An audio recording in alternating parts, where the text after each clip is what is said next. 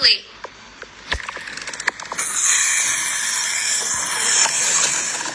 Hear that? When I was unscrewing the fuel tank cap just now, there is a puffing sound. In this case, if you take your car to a repair shop, they'll sell you fuel additives. Not only is it a waste of money, but the problem will not be solved. Today, I tell you the real reason. That's it. Activated carbon canister solenoid valve. It's on every car. If it breaks, the steam in the fuel tank cannot be discharged smoothly.